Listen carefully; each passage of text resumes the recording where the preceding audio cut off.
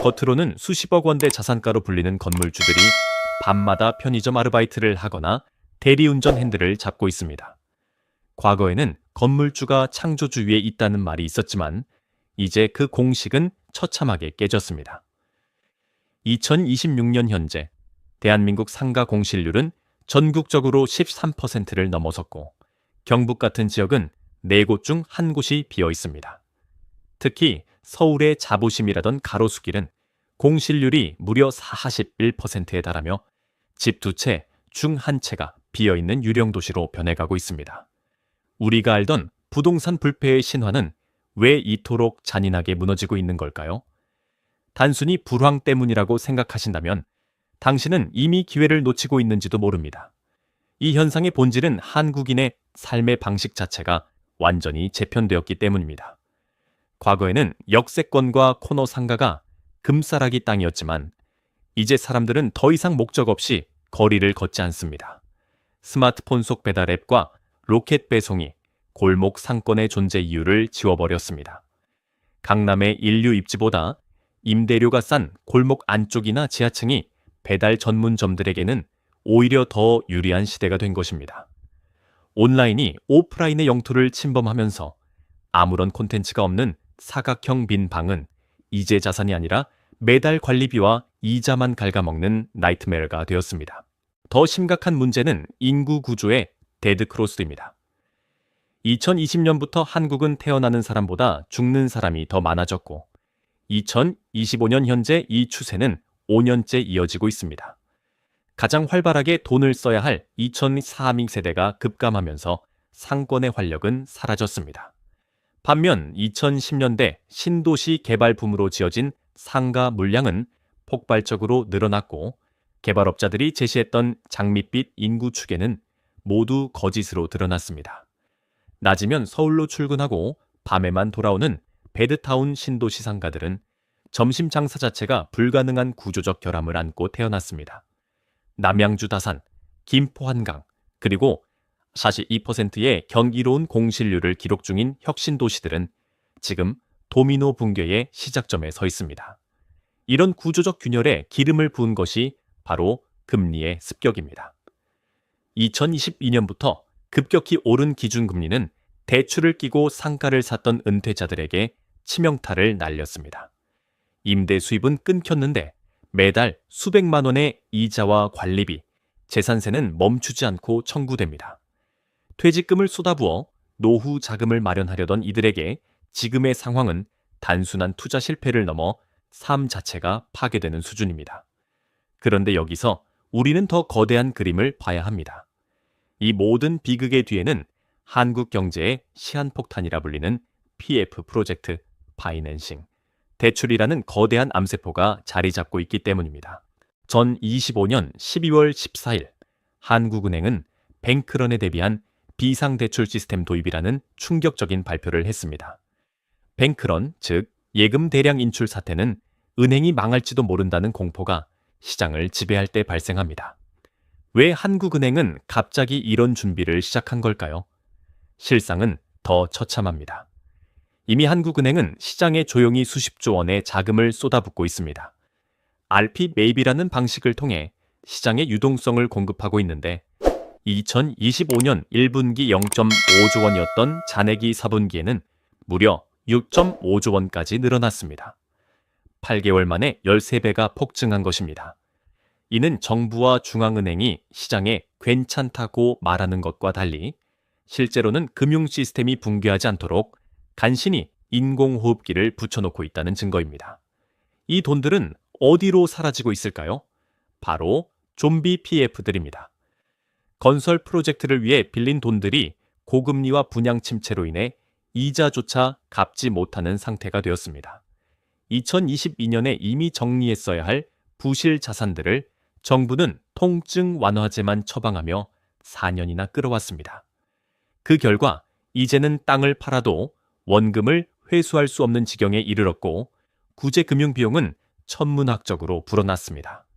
한국 경제라는 거대한 배 밑바닥에 구멍이 뚫려 외국인 자본이 빠져나가고 있는데 정부는 국민연금과 외환 보유액을 동원해 간신히 버티고 있는 형국입니다.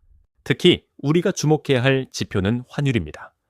2025년 말 현재 원달러 환율은 헌난넌 480원을 넘나들며 1,500원이라는 심리적 마지노선을 위협하고 있습니다. 환율이 천년호짓 500원을 돌파하는 순간 이는 단순한 숫자 이상의 의미를 갖습니다. 그것은 대한민국 경제 시스템에 대한 시장의 신뢰가 무너졌다는 사망 선고와 같습니다.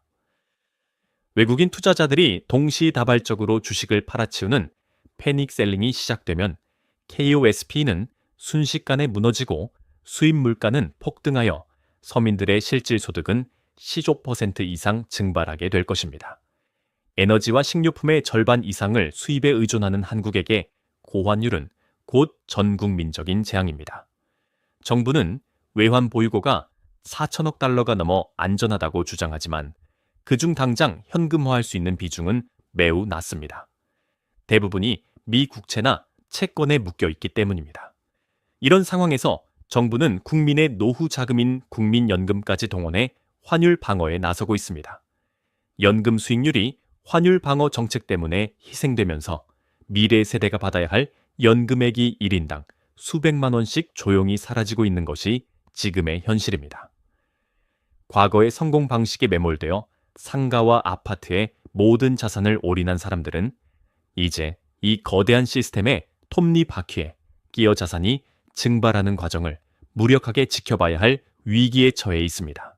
하지만 여러분, 절망만 하기에는 아직 이릅니다. 모든 거대한 붕괴 속에는 반드시 새로운 부의 지도가 그려집니다. 대한민국 상위 0.1%의 진짜 부자들은 이미 부동산이라는 낡은 배에서 내려 우리가 상상하지 못한 새로운 영토로 자금을 옮기고 있습니다. 그들은 왜 압구정의 수십억 원대 아파트 대신 무형의 자산에 집중하기 시작했을까요? 그리고 평범한 직장인이 이 아수라장에서 살아남아 5억 원의 시드머니를 만들고 자산을 지켜낼 수 있는 구체적인 공식은 무엇일까요? 거대한 위기의 파도가 몰려올 때 가장 먼저 움직이는 것은 소리 없이 정보를 선점하는 부자들입니다. 2025년 KB 부자 보고서에 따르면 금융자산 10억 원 이상을 보유한 한국의 부자는 약 4번 76천 명에 달합니다. 놀라운 점은 이들의 자산 포트폴리오에서 부동산이 차지하던 비중이 과거 70% 수준에서 54.8%까지 급격히 하락했다는 사실입니다. 부동산 불패라는 신화의 벽에 균열이 생기기 시작한 것입니다.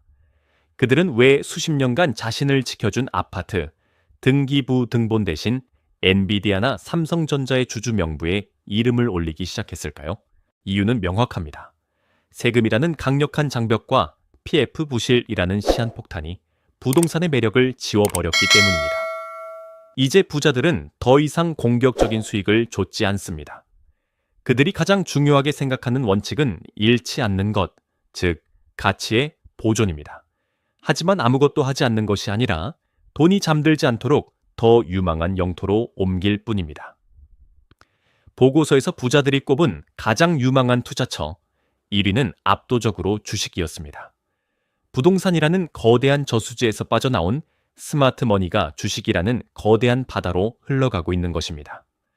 특히 2026년 부의 지도는 AI와 반도체라는 키워드로 재편됩니다. 하지만 단순히 엔비디아 주식을 사는 것만이 정답은 아닙니다. 1850년대 골드러시 시대에 가장 큰 돈을 번 사람은 금을 캔 사람이 아니라 광부들에게 청바지와 곡괭이를 판 상인들이었습니다. 21세기 AI 골드러시 시대의 곡괭이는 무엇일까요? 바로 전력 인프라와 냉각 시스템, 그리고 전력 반도체입니다. AI 데이터 센터는 전기를 먹는 괴물이며 이 문제를 해결할 수 있는 보이지 않는 인프라 기업들이 진짜 곡괭이가 될 것입니다. 부자들은 이미 화려한 AI 모델 이면에 숨겨진 이 필수적인 부품들을 선점하고 있습니다. 그렇다면 평범한 직장인이 이 거대한 게임에 참여하기 위한 최소한의 티켓, 5억 원의 시드머니는 어떻게 만들어야 할까요? 많은 사람들이 막연하게 아껴서 모으자고 말하지만 이는 구체적인 로드맵이 없는 희망 고문에 불과합니다. 우리는 수학적으로 접근해야 합니다. 한 달에 100만 원씩 저축하면 5억 원을 모으는데 무려 18년 6개월이 걸립니다. 30살에 시작하면 50살이 다 되어서야 시드머니를 쥐게 되는 것입니다. 청춘을 인내로만 보내기엔 너무나 긴 시간입니다. 여기서 우리는 가속 페달을 밟아야 합니다. 저축액을 200만 원으로 늘리면 기간은 13년으로 단축되지만 여전히 10년이 넘는 긴 터널입니다. 진짜 마법은 세 번째 단계인 추가 수익 창출에서 일어납니다.